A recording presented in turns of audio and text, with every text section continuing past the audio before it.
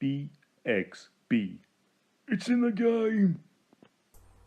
It's hard to believe that 20 years ago, South Park first came onto our television screens. We're talking about the late 90s here, people. Things have changed quite a lot, politically, sociologically, and in the world in general in that intervening time. And in 2014, we got the first true South Park game in the Stick of Truth. That came out on the Xbox 360 and the PS3 and the PC, and has also been re-released subsequently, or at least it's available as backwards compatible, I should say, on the Xbox One. And when that came out, it was a true representation of this TV show many had grown up with, many loved, and still watch to this day. And I'm definitely one of those people. And it made me laugh, and amazed me, and shocked me in ways video games rarely do. And here we have the South Park, The Fractured But Whole, which is a sequel to The Stick of Truth, very much a direct sequel. It continues on right from the end of The Stick of Truth, which is referenced heavily at the start of the game. And yeah, we've got what is, for all intents and purposes, more of the same. Yes, some things have been tweaked. The game looks, if possible, even better now on the current generation of hardware. It looks, exactly like the TV show does. It certainly looks even better than the TV show did when it first started. Obviously, the way in which the show is animated has moved from a hand-drawn nature to a CGI, computer-drawn nature over the years. And, you've got the full Matt and Trey doing the voice work, as well as the other few supporting voice actors they have in here. You've got the celebrity cameos. You've got everything you'd expect, especially since the Stick of Truth, everything you'd expect to be in a South Park game in 2017. Now, obviously, a game has a longer lead time than the episodes do, which are famously made usually within a single week. From inception to writing to production to broadcast, which is incredible as a turnaround for a piece of television. So this obviously takes years to make a video game. So some of the references are less specific, and some of them are maybe a bit dated in nature, but most of it lands really well. The game is still funny. However, the biggest problem I have with South Park, The Fractured But Whole, is that it doesn't feel as fresh and as exciting a concept as it did when the Stick of Truth came out. And that, of course, is just an inherent problem with a sequel. Now, the main conceit in this sequel is, instead of doing like a Lord of the Rings fantasy pastiche, which is what the Stick of Truth was, we're now doing something which is, of course, lampooning and satirizing the superhero genre, which is incredibly prevalent in modern media, be it films, Netflix shows, and things like that.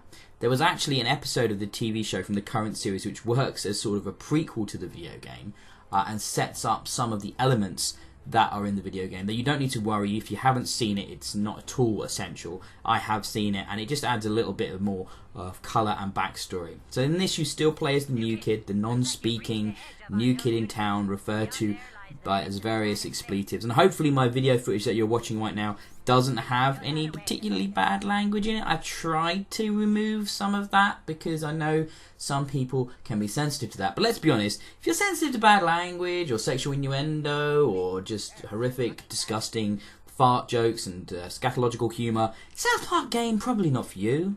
Probably not. You probably don't like South Park, so why on earth would you buy this game, which is an incredibly accurate representation of that TV show? And that is what it is.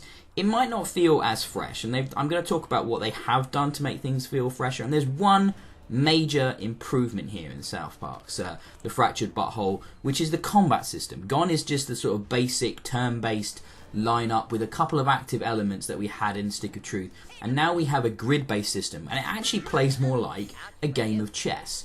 You pick your squad based on the characters you have unlocked at that time, and you have up to 4 active players, and each of them will have 4 different powers, and they'll have fixed powers. Though your character, as you go through the game, you unlock more and more powers and can customize your character to basically be a jack of all trades, to do anything you want. So what I found myself doing was having a squad of characters I particularly liked their powers of, say the Coon, or say any of the other ones, Toolshed for example, or Tupperware, and then sort of filling the holes of those power sets of those characters with my character. So sort of setting out my character's abilities to buff and really help that team makeup Especially as the fights can get more. There are definitely combat in this game is definitely more difficult than the original because it's more complex, and you really can spend some time pausing and thinking about layouts. You got things like the knockback effects. You've got loads of different status effects as well as direct damage, and lots of different attacks will cover different areas with their abilities. And considering you're going to spend so much time in South Park, the main way in which you interact in South Park is through the combat. Obviously, you're walking around the town, which is an amazing representation, and you're investigating things and doing some light puzzle solving, and then obviously the story unfolds as well, and there are side quests and fetch quests and all kinds of things you'd expect in a modern RPG. The main thing you're doing, of course, is the combat, and the fact that the combat has more depth now means that, you know, and you're unlocking more things, unlocking more artifacts and that are slots for your characters as you go through the game, and you know, you can really customize your unknown, unnamed character to be the exact type of thing you want it to be in the game. And obviously, like I said, that's only part of a beneficial system that works with the other characters. And I think the combat is fantastic. And you know what? The humour is still good. Like I said, the biggest problem the Fractured But Whole has is that it's not an original concept at this point. It is the honing and the refining of a concept with a much improved combat system. And while the game starts a little bit slow, once you get into the swing of things and you start to really get involved with the characterization in this game and the story and the ridiculousness, and give yourself over to this sort of brand of sort of smart satirical observation coupled with incredibly juvenile scatological humour, you know, once you embrace that, you're going to have a great time with South Park: The Fractured But Whole. So because of that, because of how, you know, if you're a fan of South Park, because why would you be playing this if you weren't? You are going to absolutely have a lot of fun with this game. It's not maybe the 5-star I think I would have given The Stick of Truth, but The Fractured But Whole is a great sequel. It continues in that vein, and I had a great time playing it. So I'm going to give it 4 out of 5 stars. BXB. It's in the game.